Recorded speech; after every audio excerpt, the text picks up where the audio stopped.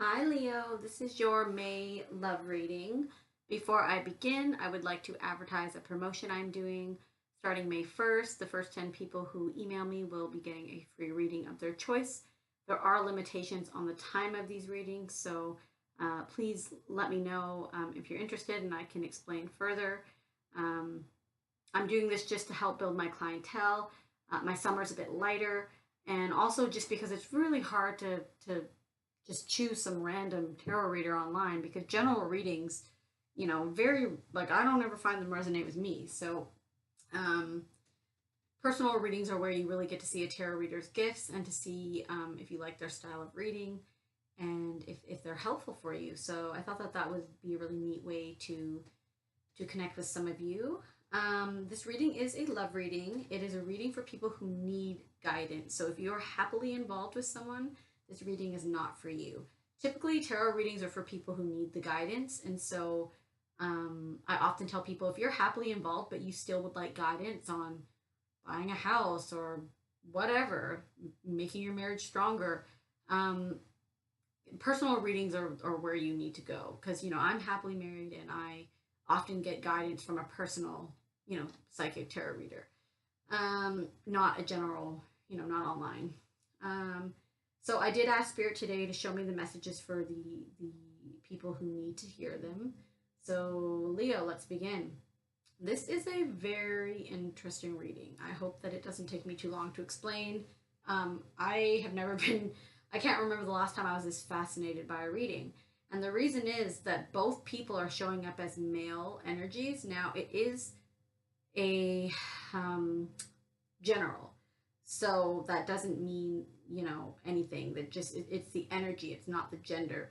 But if there is a relationship out there that involves two males, if there is a gay couple out there that, you're a Leo or your partner's a Leo, this reading is definitely for you.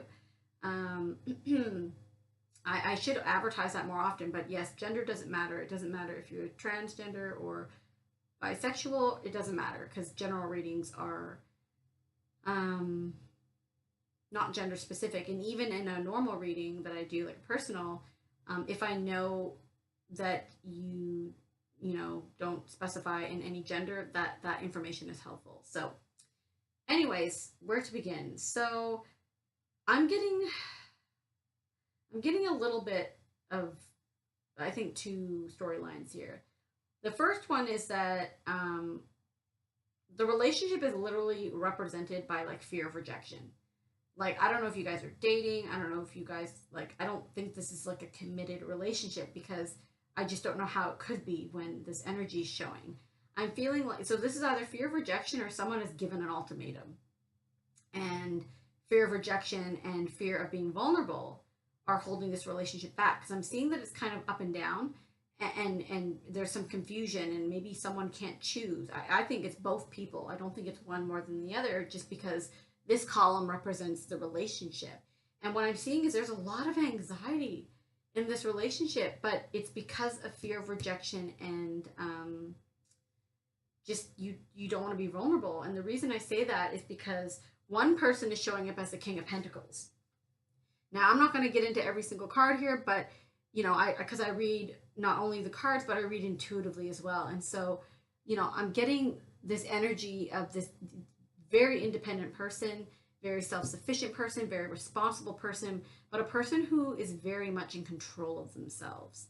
And, they don't express their emotions, but they want a connection. And so it's like this person wants this emotional connection, but they're not willing to give up some emotion. They can't express it, or I think they're afraid. And so it's an interesting dynamic because I see that this person wants this. Now, the other person is also showing up very, responsible. This person is very emotionally mature. This person knows how to read emotions. And this person is probably trying to read you and cannot figure you out because you're probably giving them all the signs that you want a commitment, you want a connection, but you're not opening up. And so this person over here is very confused probably, but they're not expressing their emotions either because they're afraid too. They are dependable, they are reliable, they are willing to stick out the work. This person's traditional. So even if this is a gay or lesbian relationship, this person still wants the traditional things. They want marriage, they want commitment. They might even be a person who has, a lot, morals, or maybe they're religious or something. They have some type of higher something that they hold on to, um, just for their own, morals and beliefs and values. But what I'm seeing is two very responsible, like, you know, and the funny thing is, like, people often think, like, okay, well, they're upright, so they're not unhealthy. But, I'm very glad that both energies are upright. But what I'm seeing is there's still some unhealthiness because there's no one wants to open up here. And some, again, one of the storylines is someone delivered an ultimatum, and it probably was this person over here, and this person just, they can't open up. Um, I don't know. I'm not going to choose, but anyway, someone might have given an ultimatum, but the biggest thing I'm seeing is fear of rejection. Even though, and another thing that I want to point out is that this is an earth energy and this is a water energy, and those usually complement each other quite nicely. So I feel like this relationship has a lot of potential, but it's up to you both. Someone may have to be the brave one. Um, and vulnerability is, I'm a Brene Brown fan. I just admire that woman, and I think she's amazing. And what she says vulnerability is, it's self-exposure of emotions, it's risking and not knowing the outcome, and it's she says something else. I can't think of it off the top of my head, but it's scary. Vulnerability is saying I love you for the first time. Vulnerability is saying I want a relationship and I like you, but you don't know what the other person's going to do. And the funny thing is, I think both people want the same thing, but they're both so, hidden behind what they want, that it's very unclear. Now, in the other storyline, remember how I said I think someone might have given an ultimatum? I think it was this person. And the reason I think it is just because of their clarifiers. They just look a lot more stable and open to this relationship, whereas this person's got some repressed emotions and some control issues, it looks like, even though they want this too. So someone might have given someone an ultimatum, which, I don't think was probably the best idea. I think ultimatums can be more of an aggressive way, whereas compassion and vulnerability are a softer way to get what you want. But, they're scarier, right? Now, this person over here that I think is a bit stubborn and, a bit maybe holding their emotions close to them, very in control. Their advice was, the Five of Swords with the Knight of Wands. Now, it's so interesting because, typically the Five of Swords, if you guys study the tarot at all, you're like, oh no. But I'm not getting that vibe. I'm getting like they need to take action, but they need to be careful, and pick their battles wisely. Like, how do I word it?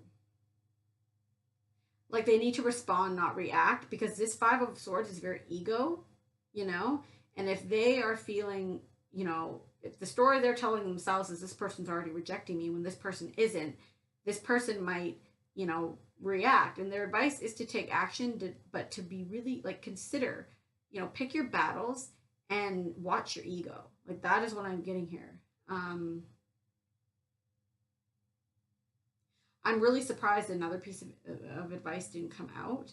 Um, you know, if this person gave the ultimatum over here, then this could just be their advice is to be careful how they respond back, right? If someone responds with aggression and then the other person responds with aggression, you don't really get anywhere. You get drama.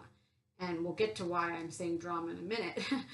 But whereas their advice is to communicate and to really stop, like, to take off the blindfold, kind of. And I'm, I got the saying when I saw this energy and kind of like focused on it for a minute was, you need to talk about the elephant in the room, whatever that elephant is for you, this couple that I'm seeing.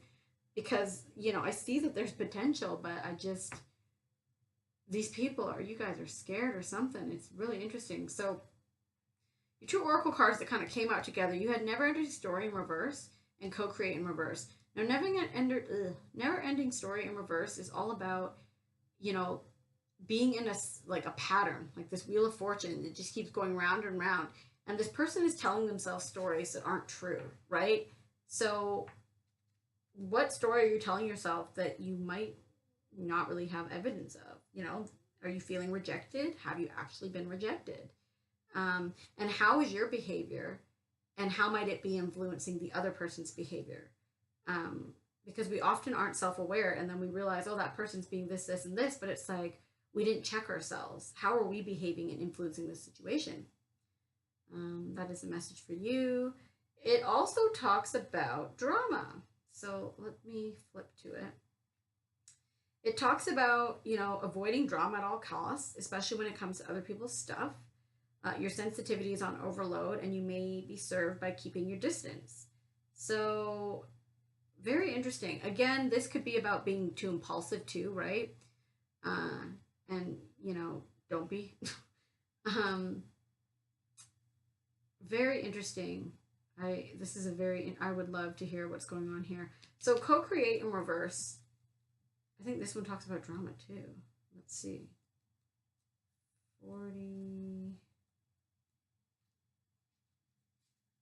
So it's also in reverse. So it says you are trying too hard to create all you desire without the nurturing vital force of spirit. It's so interesting. It says, does the word overwhelmed apply to you right now? Why do you think it all has to come down to you?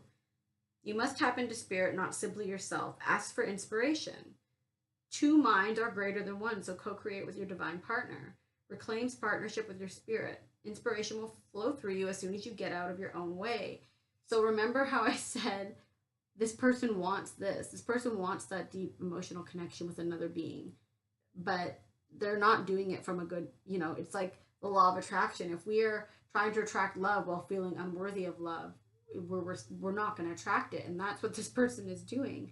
And that's what co-create is talking about. And this might be a pattern that they do.